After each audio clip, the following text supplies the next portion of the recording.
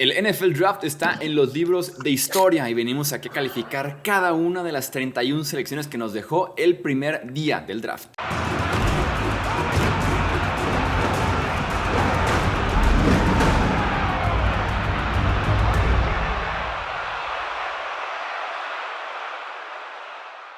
¿Qué tal amigos? ¿Cómo están? Bienvenidos a una edición más del podcast Hablemos de Fútbol. Yo soy Jesús Sánchez, un placer estar aquí nuevamente con ustedes. Platiquemos del NFL Draft, momento de dedicarle varios días, varios episodios de recap a lo que fue este gran evento del off-season antes de que se venga, pues básicamente imagen en negro de aquí a junio, julio, que tendremos otra vez noticias de la NFL, aunque sabemos que el off-season no se detiene ni en noticias, ni tampoco en el contenido aquí en Hablemos de Fútbol.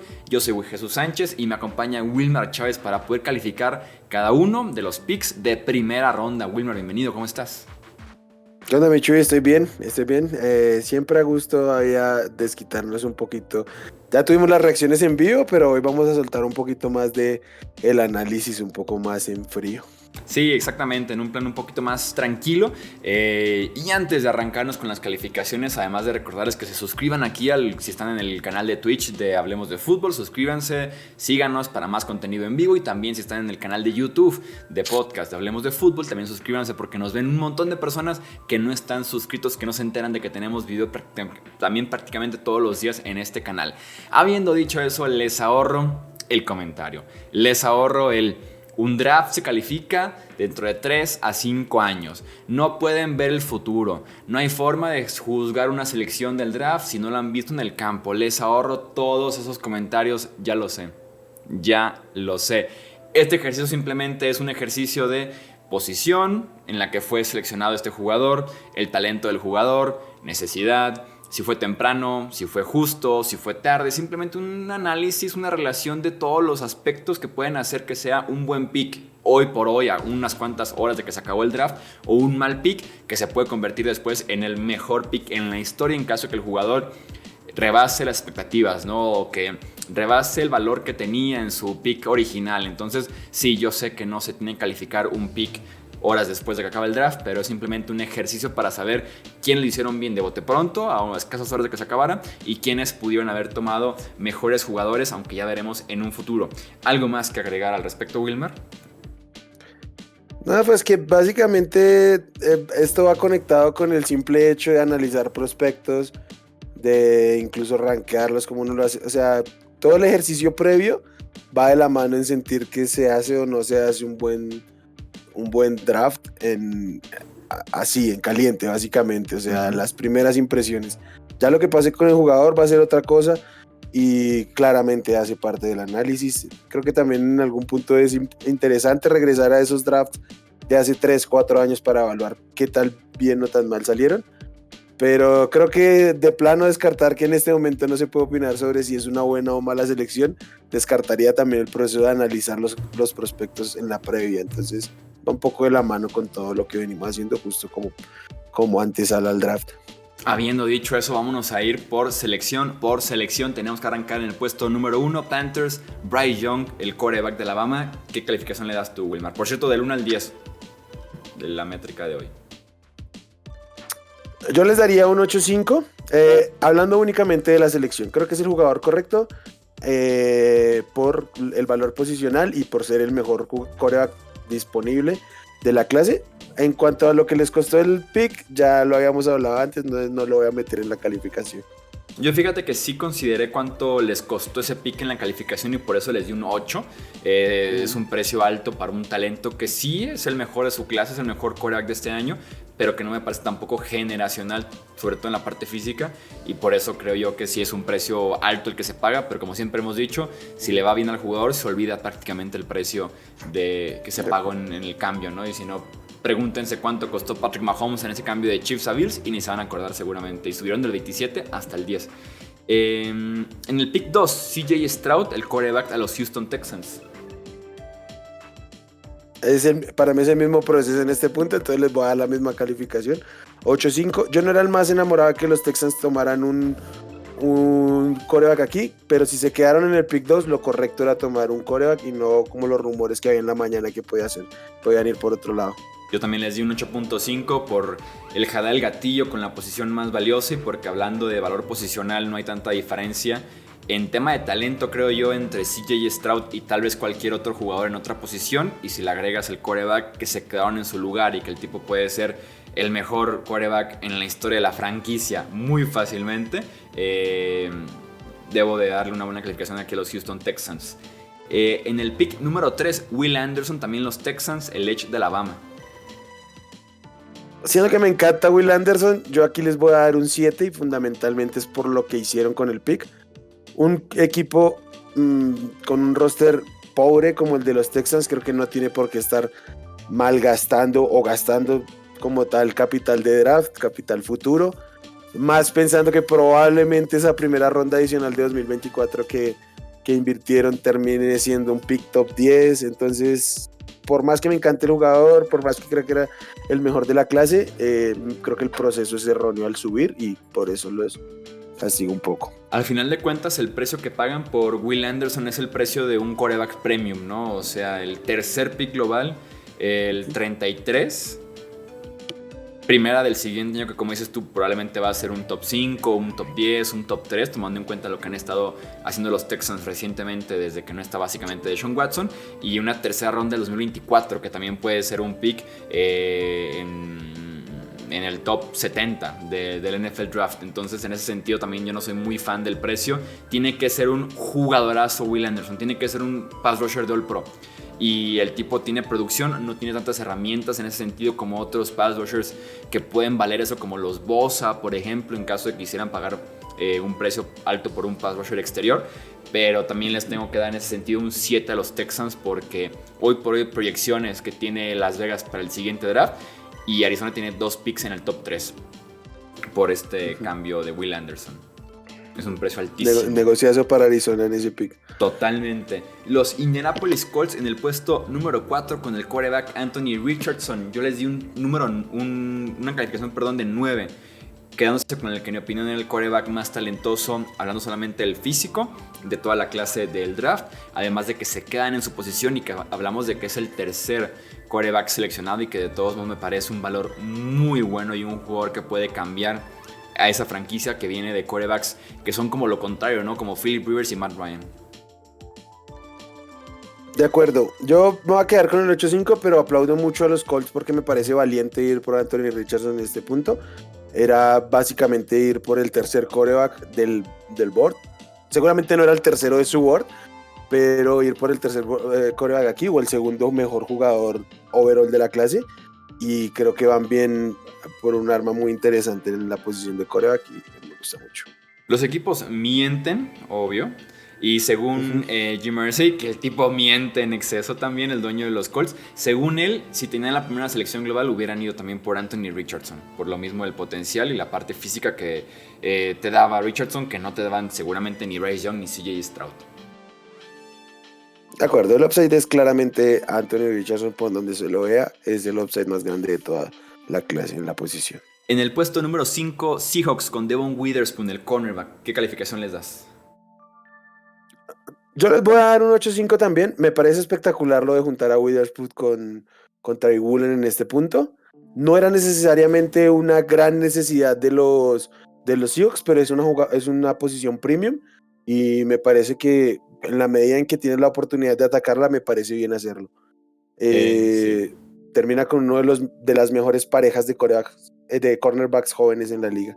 Sí, yo también les doy a los Seahawks un 9, porque creo que toman al mejor defensivo disponible que no tuviera problemas, o sea, Jalen Carter básicamente, y si el emparejamiento ahí de un tipo tan grande como Tariq Woolen y alguien un poco más habilidoso, más ágil como Devon Witherspoon, te puede dar una pareja de cornerbacks para 5 o 10 años en la NFL, ser de los mejores en ese sentido, ¿no? Y que eso gana campeonatos como mismo Seattle, ya sabe al respecto.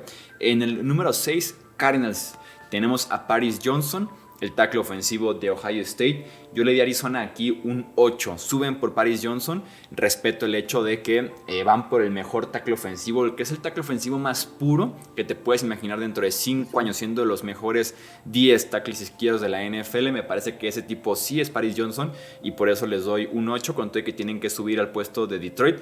Había munición para hacerlo y que aparte es como un voto de confianza de quedarte con Kyler Murray a futuro, creo yo. Lo entiendo, pero yo les voy a dar un 7 porque a mí personalmente, lo mismo que con los Texans, un equipo como los Cardinals, que otra vez para mí es de los 3 peores rosters de la liga, no tiene que estar entregando un pick 34 básicamente en este punto. Eh, a mí no me cuadra, o sea, a mí por proceso, más allá de que Paris Johnson me parezca el mejor tackle de la clase, creo que había suficientes tackles como para esperar algo en el 12 sin tener que sobrepagar en este punto.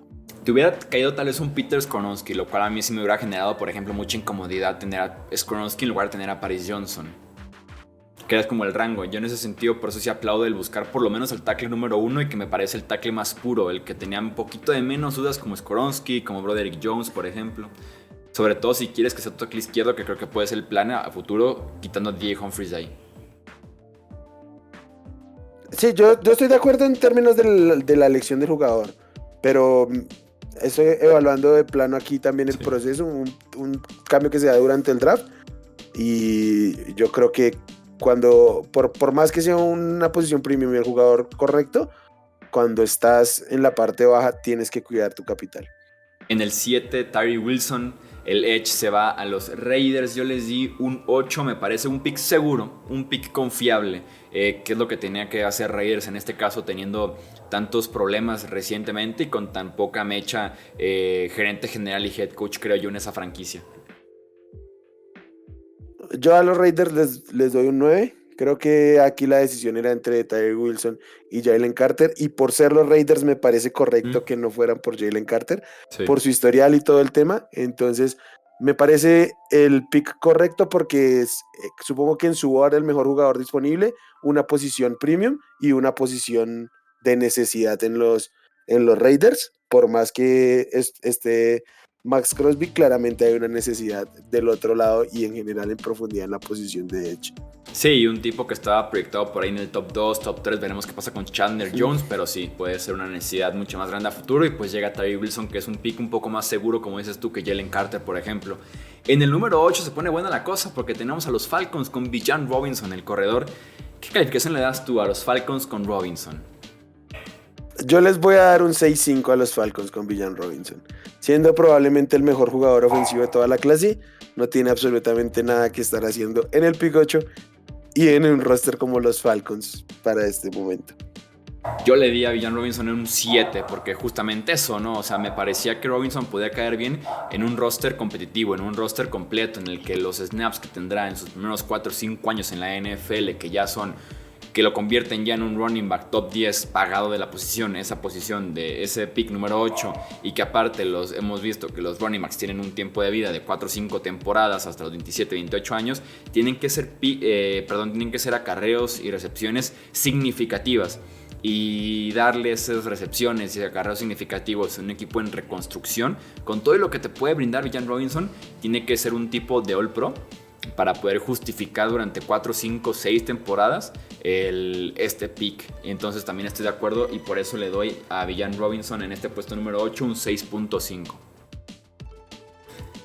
Okay. Tenemos en el número 9 los Eagles con Jalen Carter, el tackle defensivo. Yo les doy a los Eagles aquí un 9.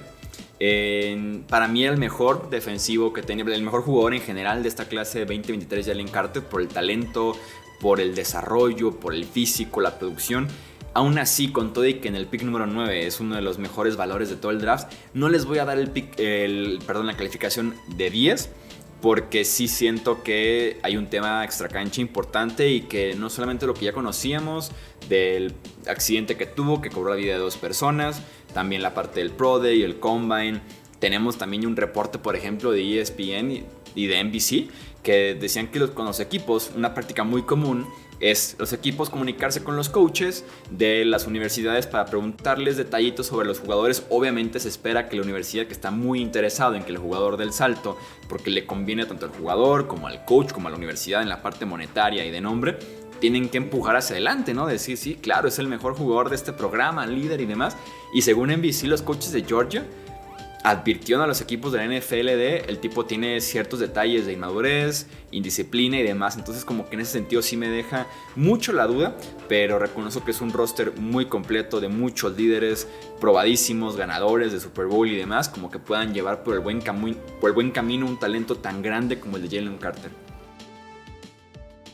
Sí, yo creo que los Eagles probablemente es uno de unos 5 equipos que se podían dar el lujo Sí. de un pick en el top 10 que sea Jalen Carter, con las implicaciones que esto significa y que sea, pues literalmente en un cuestión de tiempo el jugador no esté en la NFL. Hay un escenario donde eso puede que pase y muy pocos equipos creo que podrían darse ese lujo en el top 10. Yo por eso en algún momento pensé que iba a salir del top 10. Creo que los Eagles tienen el material suficiente para arriesgar ese pick 9. Entregaron un pick de cuarta ronda para subir, de cuarta ronda de 2024, que en sus planes pues probablemente debería ser un pick tardío, ¿no? Entonces creo que es uno de los equipos con el capital suficiente para tomar este riesgo, entonces yo también les doy un 9 a los Eagles. ¿Cuánto le das a los Bears en el puesto número 10 por Darnell Wright, el tackle ofensivo? Les voy a dar un 8-5. Así como me parece correcto que los Eagles hayan subido, me parece correcto que los Bears hayan bajado ese pick. Además, porque estoy seguro que si los Bears no tomaron en el pick 9 a Jalen Carter es porque no lo tenían en su board. Entonces, si ya no lo tienes en tu board, lo entregas para que cualquiera lo tome y encima sacas un pick, cualquiera sea, y te quedas con el jugador que esperabas, me parece un buen movimiento en términos de estrategia. Y ya la elección como tal de Daniel Wright, creo que es correcta. Me alegra que no sea Skoronski porque, ya lo hemos dicho, para nosotros es un guard. Daniel Wright es probablemente lo más seguro en la posición de tackle en este momento. Va a jugar claramente en la derecha. Para el esquema de Chicago, que corre mucho la bola, se acomoda muy bien. Y bueno, ya es desarrollarse como pass protection. Yo le doy un 9 al pick de Darnell Wright porque me gusta que buscaban tackle derecho y van justamente por un tackle derecho, ¿no? En lugar de ponerse a inventar con Skoronski justamente, con Broderick Jones, con alguna otra opción en la posición. Y sí, el hecho de que bajen todavía y protejan a Justin Fields, lo voy a aplaudir y por eso les doy un 9 a los Chicago Bears. Justamente Skoronski es el siguiente pick en el 11, el tackle ofensivo de Northwestern a los Tennessee Titans, que yo les doy aquí un 8. Me parece que el valor ya empieza a ser muy bueno de Skoronski en el 11, así te juegue de guardia en el 11 me parece bastante razonable ya por el talento que tiene, la técnica, la experiencia, y por eso les doy un 8 porque aparte la necesidad de tackle ofensivo o de guardia, cualquiera de las dos opciones, es muy grande en Tennessee. Yo estoy de acuerdo, solo le voy a bajar un poquito al 7-5, ¿por qué? Porque creo que si bien me parece correcto llevarse a Skoronski en el 11, buena proyección para cualquiera de las dos posiciones, lo que mejor le salga, creo que empiezan a entrar en pánico de que se están llevando los linieros ofensivos y por ahí pudieron haber dejado pasar talento en otras posiciones por enfocarse únicamente en la posición, pero creo que es un pick correcto para los Titans. Probablemente el pick más polémico de la noche el jueves, Detroit Lions en el 12, Jahmyr Gibbs, el running back de Alabama. ¿Qué calificación le das tú a Gibbs? Yo les voy a dar un 5-5. Creo que ya hemos hablado lo suficiente del valor de los running backs en este punto de la NFL, en el draft. Este año estábamos dispuestos a dar como el visto bueno con Villan Robinson, pero para mí hasta ahí. No creo que valiera siquiera una primera ronda. Además era en ese momento un cuerpo de running backs hipercargado el de Detroit, con jugadores disponibles en lugares de mucha necesidad. Me parece un pésimo pick. Sí, y aparte ya le pagaste a David Montgomery en la agencia libre, inviertes en un pick, como hablábamos, Villan Robinson, bueno, en el pick número 8, pero es un tipo de 3 downs, ¿no? Uno que te va a carrear, te va a recibir, no va a salir nunca del campo. Jahmyr Gibbs no es tan buen corredor, es un poco más especialista en el juego aéreo. Tiene sus claras desventajas, sus claras debilidades, y en el pick 12 él mismo decía que se esperaba más como en los 20 a final de la primera ronda, y como dices tú, con otras necesidades y otros buenos talentos como cornerback disponibles, defensive end, wide receiver incluso, entonces me parece un proceso muy muy malo por parte de los Lions, y también yo les doy un 5 en esa selección de Jahmyr Gibbs. Me parece innecesario, al final de cuentas, y llevaban bien la posición de running back con DeAndre Swift, se fue Jamal Williams, reemplazable de alguna forma por David Montgomery en este caso. ¿Para qué hacerte de Gibbs que no te va a jugar el 100% de snaps ofensivos? Estoy 100% seguro de eso. Sí, de acuerdo. En el 13, Green Bay Packers, Lucas Van Ness. Yo le doy a Green Bay aquí un 8.5. Creo que me parece un rango muy bueno para Lucas Van Ness. Y en esa defensiva lo veo un poquito más como defensive end en la 3-4, aunque también se puede poner de pie, pero creo que su verdadero valor va a estar jugando un poquito más en el interior. La fuerza bruta le cae muy bien a Green Bay, que tiene que reforzar sobre todo esa línea defensiva porque le siguen corriendo bastante los Packers. Y Van Ness puede ser una buena solución para Green Bay. Por eso les doy un 8.5. Estoy muy de acuerdo. O sea, además me parece un gran fit para los Packers porque les puede ayudar por fuera, pero también por dentro. Creo que de los Edge es el que mejor para la carrera, entonces me gusta mucho para este frontal de los Packers. También voy con 8.5. Steelers sube al 14 para tomar a Broderick Jones, el tackle ofensivo de Georgia. Yo les doy aquí un 8.5 porque se llevan como el último buen, confiable tackle ofensivo, ¿no? De calificación de primera ronda en el consenso. Entonces, en ese sentido, aplaudo que busquen el subir, proteger a Kenny Pickett, que se ha como convertido en una prioridad en el último off-season. Lo hicieron primero por dentro, en el interior de la línea ofensiva. Ahora van por tackle ofensivo con Broderick Jones. Aplaudo que Steelers vaya por aquí el liniero ofensivo con Jones. Yo les voy a dar un 7.5 y creo que también tiene que ver con mi manera de entender el draft. Es que a mí no me gusta cuando los equipos se montan en el tren de que se van a acabar estos jugadores de esta posición. Yo creo que el draft es para tomar al mejor jugador disponible, obviamente intentando que se acerque a alguna de tus necesidades, pero no entrar en pánico porque se van a acabar los tackles. Creo que no es mi visión de la manera correcta de abordar el draft. Creo que en el mediano largo plazo no es como funcionan realmente las selecciones y por eso no me gusta subir a la desesperada de que me voy a quedar sin tackle aquí en la línea.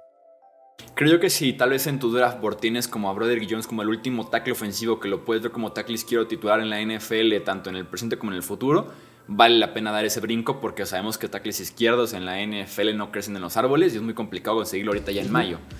Como que por eso a mí me gusta el hecho de una posición premium como tackle izquierdo. Si tienes que subir 2 posiciones que costó creo que una cuarta, me parece suficiente para ir por él. Y en lugar de tener que, no sé, bajar y tomar a un Anton Harrison o ni siquiera tomar tackle ofensivo en el día 1 o día 2 del draft. Sí, de acuerdo. Yo simplemente creo que cuando te quitan al jugador que tienes en el board, no vas con el siguiente de la posición, vas con el siguiente de tu board. O sea, es como yo lo interpreto, pero no me parece un mal pick, me parece un sólido jugador. Broderick Jones creo que puede estar en rango ahí entre el top 15, 18 por ahí. Creo que está bien. Simplemente es como la desesperación de subir por el cuarto tackle, básicamente. Leí por ahí que Broderick Jones va a utilizar el número 77 en Pittsburgh en honor a Devin Willock, que es el liniero ofensivo que falleció en el accidente automovilístico de la Universidad de Georgia en el que estuvo involucrado Jalen Carter. Entonces, como que me deja un poquito incómodo, ¿sabes? El hecho de que involucrado ahí Jalen Carter, misma clase del draft, se va unos picks antes, no sé.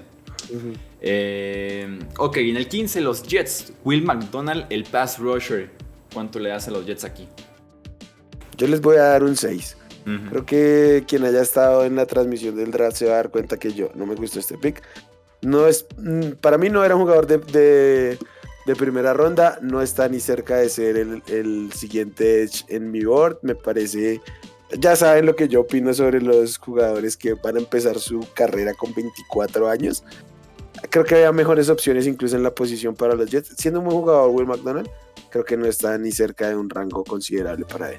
También yo les doy un 6.5, básicamente mismas razones, muy de acuerdo contigo. En el 16 los Commanders, el cornerback Emmanuel Forbes.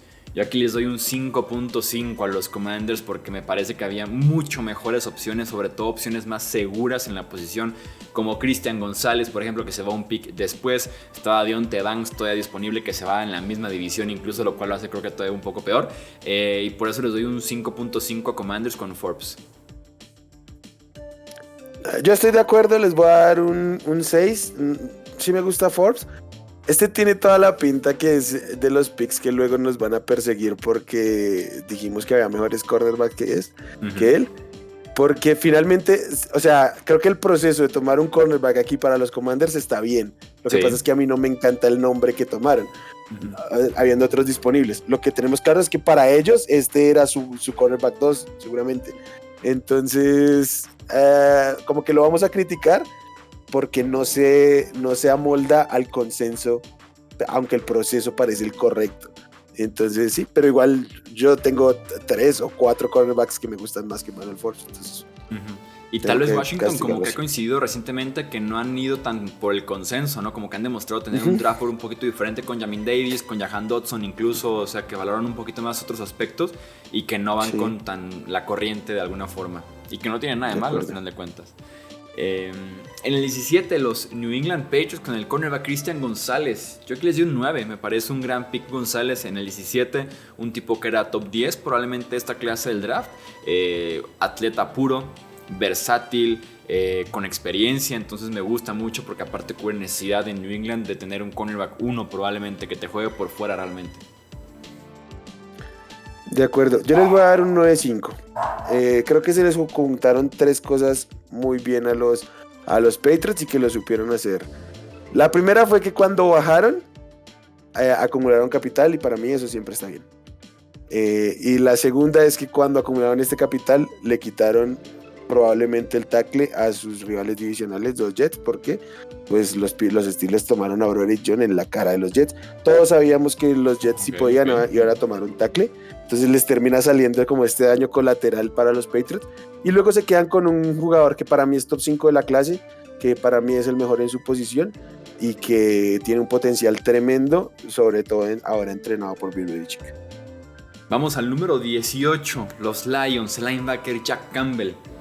¿Qué calificación le das? Les voy a dar un 6. Yo no hubiera tomado ningún linebacker en el top 31 en la primera ronda. No solo porque no me encantaban los linebackers. Sí, no solo porque no me encantaban los linebackers, sino por el valor posicional.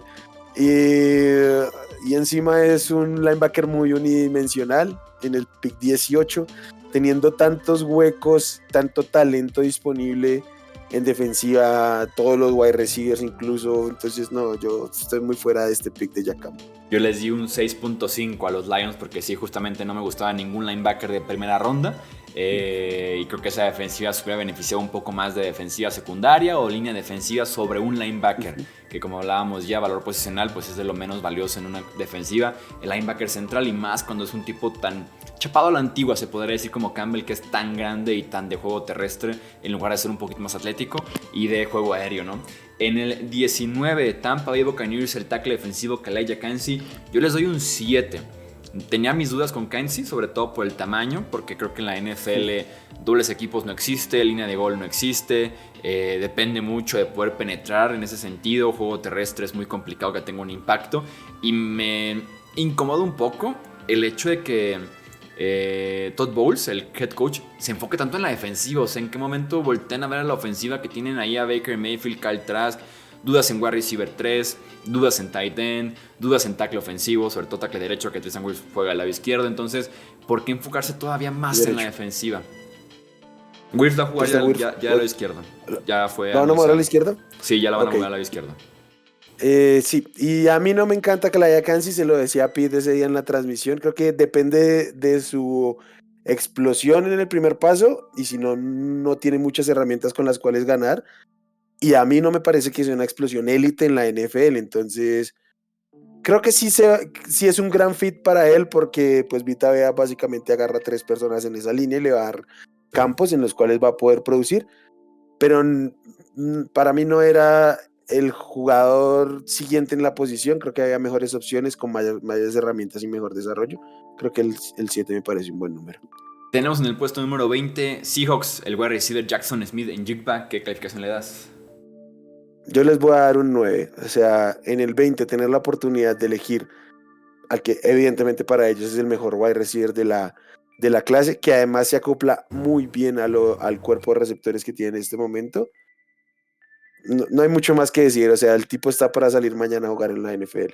Yo también le doy un 9 justamente a Seattle, de la calificación más altas, porque me gusta mucho Smith en Jigba, y es un rol que no existe en Seattle, no alguien que trabaje constantemente el centro del campo. Tienes a Lockett por fuera estirando el campo con otros verticales, Metcalf también muy parecido, alguien que te trabaje 4 o 5 yardas, slot, pases rápidos con Geno Smith. Ese tipo es Jackson Smith en Jigba, es un gran pick por parte de Seahawks. En el 21 los Chargers con Quentin Johnston, también el wide receiver de TCU. Yo le doy aquí a Los Ángeles un 7. Sabemos que no soy nada fan de Johnston como el wide receiver 2 de esa clase del draft. Reconozco que es lo que le hace falta a Chargers, que es velocidad pura, pero creo que había opciones que complementaban un poco mejor ese cuerpo de wide receivers, como Zay Flowers, por ejemplo.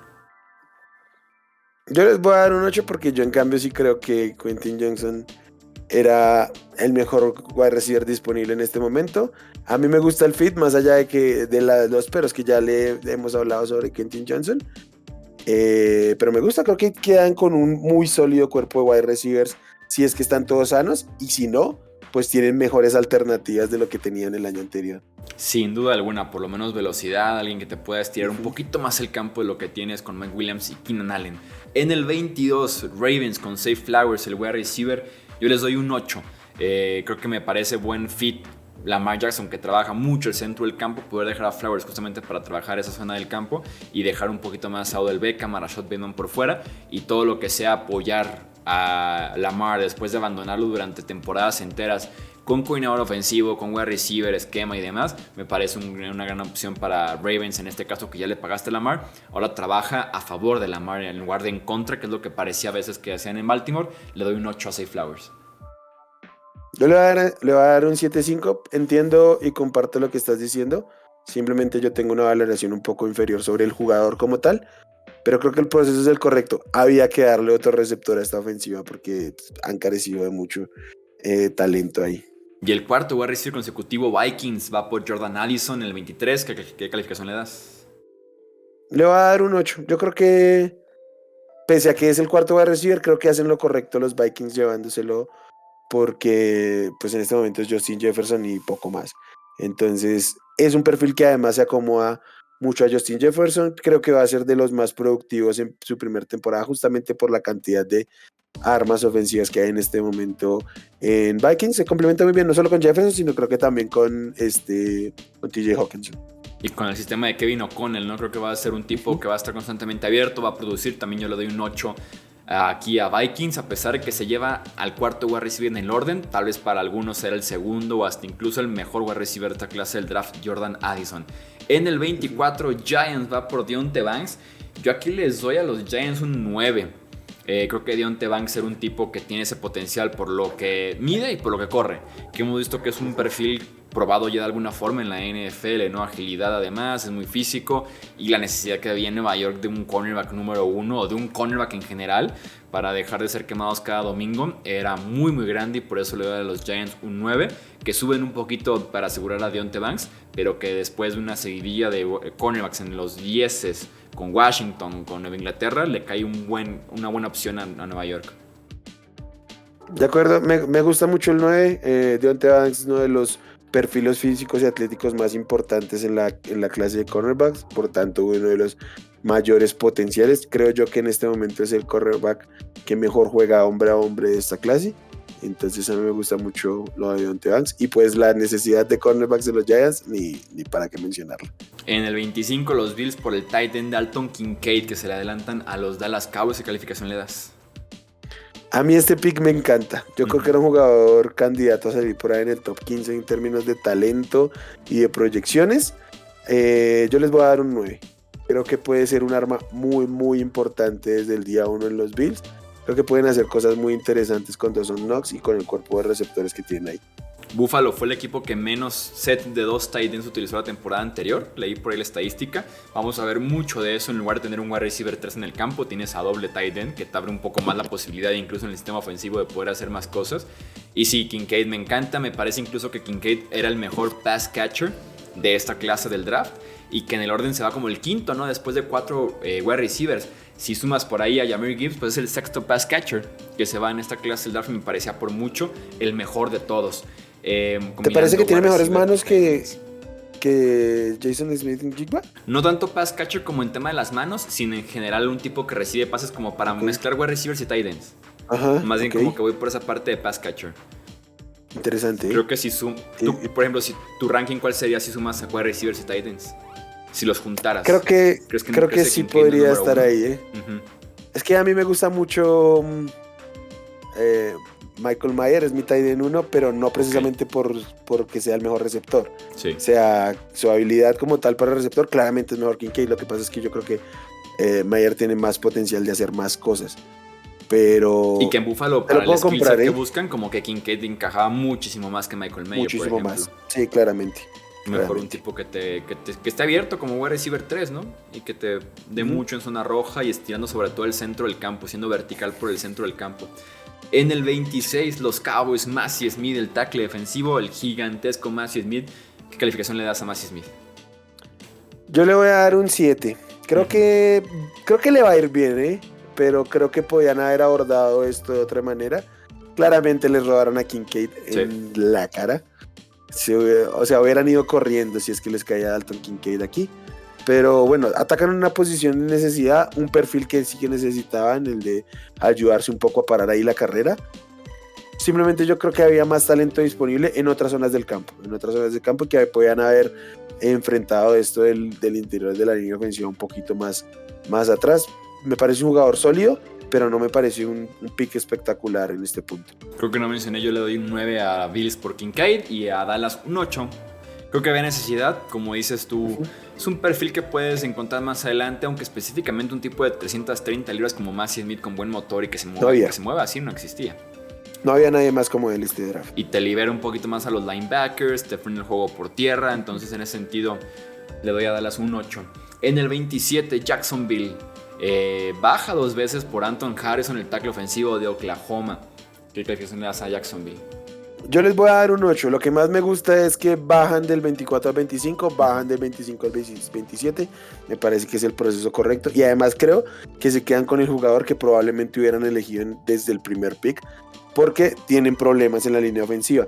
Y a mí me gusta mucho Anton Harrison. No es un jugador maduro ni mucho menos, pero tiene mucho potencial con el cual trabajar. Sí, que es un gran rango ya para Harrison en los finales de los 20, me parece un muy buen valor. Y sí, te pueden jugar de tackle derecho porque se fue Jawan Taylor o tackle izquierdo porque Cam Robinson va a ser suspendido. Entonces, necesidad importantísima, sobre todo con Trevor Lawrence ahí, la ofensiva de Doug Peterson. Era momento de ir por tackle ofensivo sí o sí, fuera el nombre que fuera, básicamente. En el 28, Bengals va por Myles Murphy, el edge de Clemson. Yo aquí les doy a los Bengals un 8. Creo que es un tipo que en talento puro podríamos hablar de top 15, top 12 de esta clase del draft. No tiene la mejor producción recientemente con Clemson, pero creo yo que la necesidad de un pass rusher, de sumarle un nombre a la defensiva que frene a los quarterbacks de la conferencia americana estaba ahí. Y por eso le doy a Cincinnati un 8 porque me parece un buen rango para Murphy ya aquí. Yo le voy a dar un 8.5. Creo que por corridas de otras posiciones terminan cayendo los defensive end. Y me parece un muy buen rango para llevárselo. Además entiendo por qué prefieren a Myles Murphy por encima de otros edge en este punto. Creo que se les acomoda muy bien a su esquema y al perfil de edge que están manejando. Y vamos, las ayudas en la defensiva de los Bengals no sobran. 29 de los Saints, Brian Bresee, el tackle defensivo también de Clemson. ¿Qué calificación le das? También le voy a dar un 8.5. Le voy a dar un 8.5. Me gusta mucho Brian Bresee. Creo que es de los mejores linieros interiores de toda la clase. Creo que incluso aquí está saliéndose un poquito de rango y es un poco barato. Me gusta. Claramente los Saints necesitan ayuda ahí. Desde que se fue Rankins no han tenido nadie en el interior de la línea que pues apuntale bien ahí. Y desde pues en este momento es Cameron Jordan y poco más en general. Entonces es un jugador, sobre todo sabe ir adelante, pero que puede aportar en distintos roles en esta línea interior defensiva. Sí, que ha demostrado sobre todo en 2021 que puede llegar al quarterback desde el interior. Yo aquí le doy a Saints un 8 por Brian Bresee. En el 30, Philadelphia, Nolan Smith, el edge de Georgia. Yo sigo creyendo que va a ser linebacker en el esquema de Philadelphia. No he leído todavía si por ahí han comentado algo al respecto. Pero por la saturación de edge que tienen, el peso, la proyección que se llegó a mencionar en el proceso del draft, que podía ser como un tipo defensivo comodín, un spy en las defensivas de la NFL, y la necesidad grandísima de linebacker de Filadelfia, que perdió sus 2 linebackers titulares en la agencia libre. Creo que va a ser aquí linebacker off-ball, linebacker tradicional, como quieran verlo. Yo aquí le doy a Filadelfia un 8.5 por Nolan Smith, que es un talento muy grande como atleta, ya en este punto del puesto 30 del draft. Estás calificándolo como linebacker. Yo lo voy a calificar como edge. Para mí es un 9. Ok.